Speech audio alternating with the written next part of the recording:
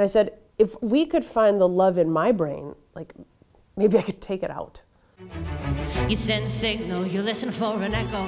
At the first splinters, you run to tell Geppetto. And in the worst winters... I had had this really lousy breakup that took forever to fall apart. You know, it was just like one of these back together, fall apart, back together, fall apart. And it went on for like years on and off. And I just couldn't figure out why I couldn't get rid of the hope that it would work. Because like rationally, this hasn't worked. And so part is a science experiment and part is like a real sort of desperate bid.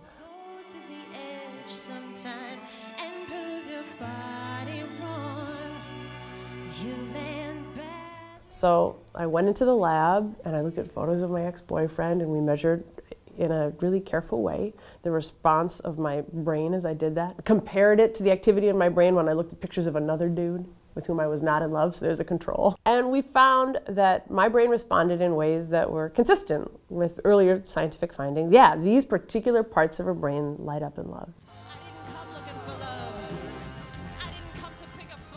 And so I got this like this picture of my brain in profile with like a red dot. And I was like, that's my love, that's my stupid love. I think a woman's worth, I think that she deserves a better line of work. That's the stuff as you see in movies sometimes, you know, where people have like electrodes stuck to their heads.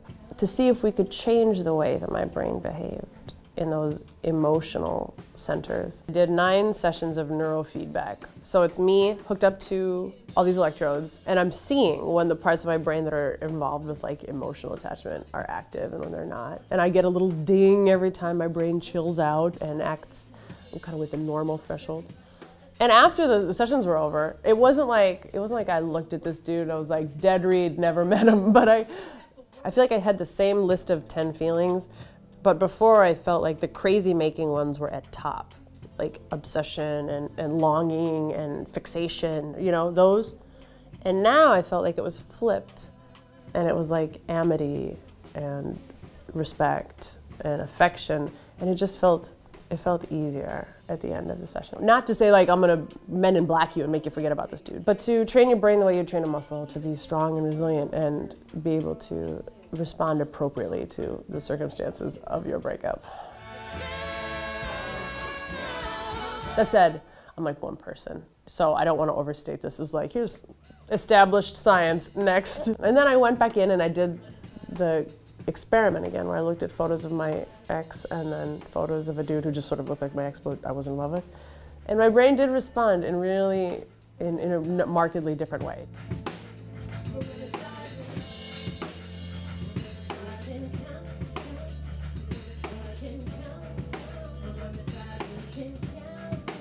I have a book coming out called My Own Devices, and it's a book of essays. So it's like true stories. In the last 10 years of touring with a bunch of guys,